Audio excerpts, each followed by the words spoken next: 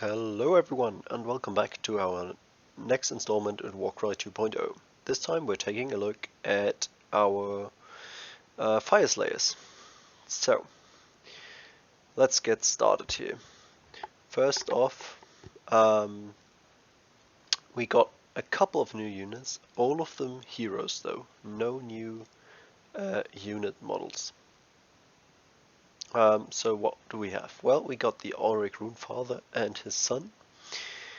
The father costs 195 points, movement 3, toughness 4, 25 wounds. So relatively tough, very slow, as we're used to by dwarf standards. He has a range of 2, which is nice, 3 attacks, strength 5, so very high strength, 2-5 damage, for an average of 5.6. What's a bit sad about this is the 3 attacks. I think if he had 4 attacks he'd be very cool. As it is, well, he's a bit okay. He's fine, but not great. Then we have the Rune Son, who's 20 points cheaper. Also loses 3 wounds over his father. He does get 1 extra attack though, but only strength 4 and 4 on the crit damage. So a 1-4-4-2-4 damage profile, very average damage profile for hero models. However, it's not a bad one, and I like that he's cheaper than the Rune Father as well. And as you can see, the average damage is very similar.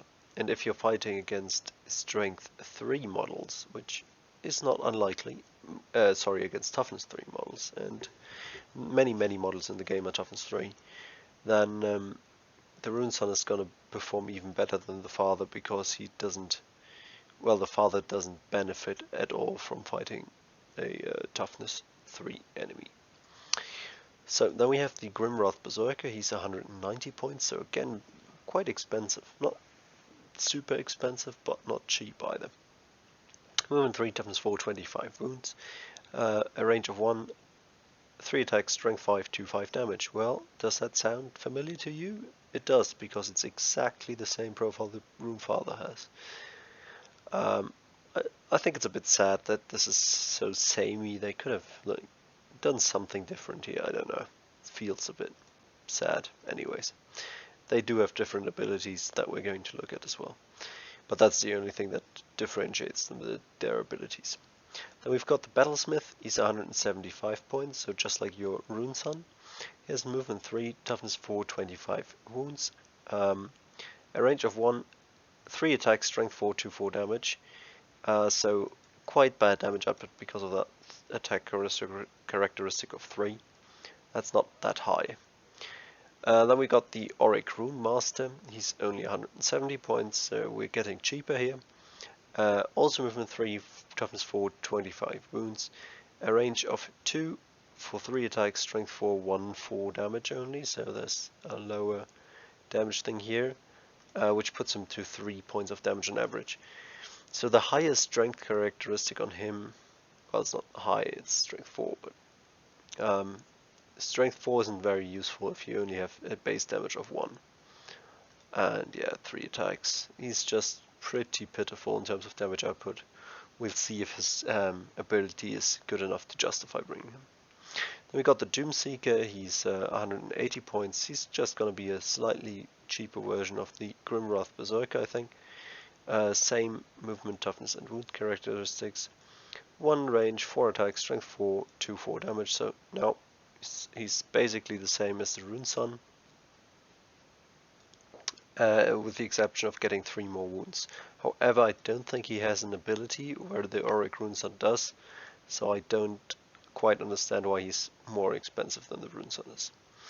And then, last but not least, we've got the Auric Rune Smiter. He's 165 points, so the cheapest out of the bunch. Movement 3, toughness 4, 25 wounds again. He has a range of 1, 3 attacks, strength 4, 1-4 damage again. That is such a bad profile. Okay, so having looked at all the profiles, let's see what their point values are. Well, first off, we've got the Runefather, Rune Son, and Grimwrath Berserker, all very average in terms of damage output. Not bad, but not amazing either. And then same goes for the Doomseeker. Unsurprisingly, the Battlesmith and the Rune Master and Rune Smiter with their low damage output, they don't justify their points in terms of damage value there. However, all of these are very survivable, especially as if we look at their point value. So 25 wounds at toughness 4 is quite survivable, and they aren't that expensive, so that is pretty good. Now, let's have a look at the abilities then. We have all the same, obviously, old abilities. However, all our Volkite Berserkers with shields got a new one, which is basically the normal charge. So after finishing a move action, you may deal the damage of the value to one opponent within 1 inch of you. However, it's on a 2+, so you do have to make a dice roll for this. It's not going to be that great, it's not going to be horrible, it's a thing. But what's more interesting are the new leader abilities, of course. We got one double for the Rune Master. He can pick one enemy within 12 inches of him, roll a number of dice equal to the value of the ability. Each 4+ does 1 damage and each 6 does 3 damage. That's not amazing, to be honest. I don't think it justifies bringing him at all, because otherwise he's a very lackluster lord, very low damage output, and yeah, just not worth bringing probably. Then we got the Rune Smiter. He allows you to pick one friendly unit within 3 inches of you and add the value to the strength characteristic only for the next melee attack though. So the ability is very limited. It only allows you to pick one friend. It only adds strength, which is not that great. Yes, it's going to give you 1 hit on a 3+, basically. But it's not even 2 attacks. I don't understand why it's not for the entire action. That certainly would not have been overpowered. Yeah, I feel like this is not a great ability, and again, the Rune Smiter himself is quite bad, so the ability is not good enough to justify bringing him. Then we got another double, which is for the Rune Father and the Rune Son, which is add 1 to the melee strength of for all friendly units within 6 inches of them. This is quite good, I think. Normally I'm not a huge fan of strength adding abilities, however, there's a lot of cheap units with strength 3 here, and that really helps them. So yeah, I'd say the double for the Rune Father and the Rune Son is probably worth it. It's a double as well. If it was a triple, well, more debatable, but on a double I think it's quite nice. Then we got a triple for all the leaders, which is if they manage to kill one enemy, they then get to add 1 to the attack characteristic for all friends within 6 inches of them. We've seen this ability a lot. It does require a leader who can actually kill something. So again, this does not really lend itself to the Battlesmith, Rune Master or Rune Smiter. Then we got a triple for the Battlesmith. Talking about him, he can add half the value of the ability to the toughness for everyone within 6 inches of him. Don't think that's really necessary. Most of your fighters are tough enough as is. Yeah, your big issues are not toughness, your big issues are low movement, which this won't help with, so I don't know, don't think it's very good.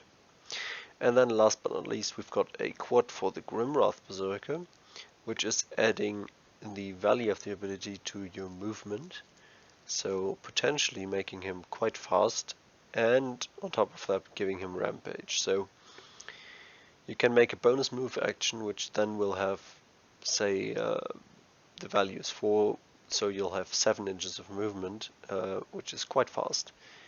And then you get a bonus attack, and then you can bonus attack again or whatever, or you could get extra movement out of it as well. So I think that is a quite nice ability. Um, However, the Grimwrath Berserker otherwise does not bring that much to the table. He's not great in terms of damage output. If we look at the Hearthguard leaders, they are just as good. And if we look here, they are actually, well, they are the same kind of price there.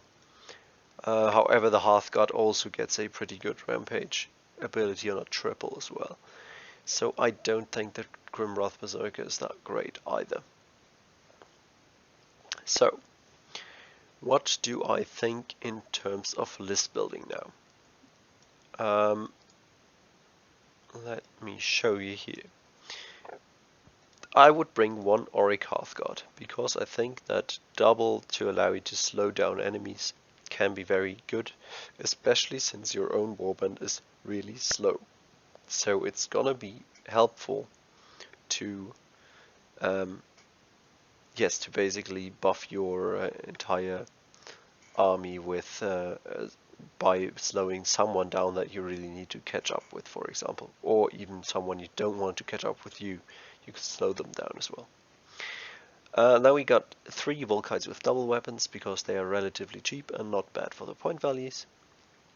I'd bring 4 Hearthguard with pole axes.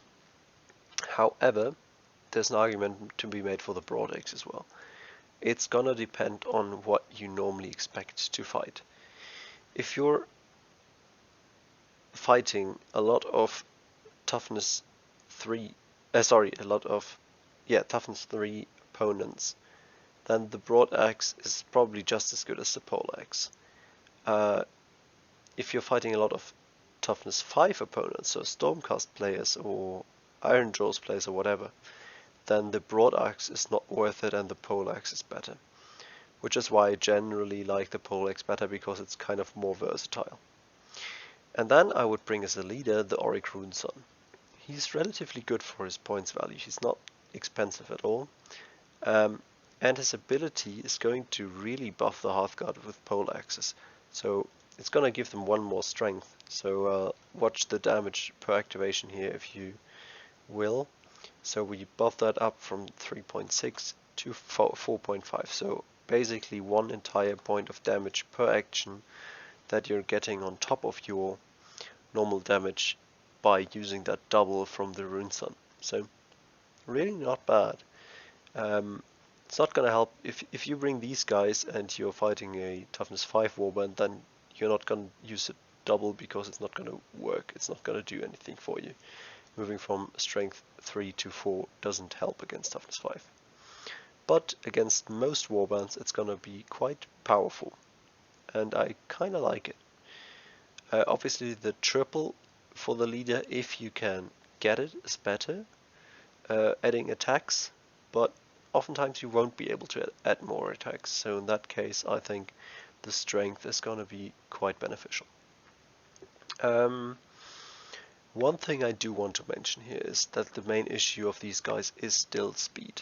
So what I'd actually recommend you do is, where's my Cities of Sigmar? There we go. What I'd really recommend you do is bring any Cities of Sigmar leader that you like. Whatever. If you want to keep it dwarven, take one of these guys, okay? Take a cheap one if you want and use him as an ally. For example, the Rune Lord. He's not a bad option for this.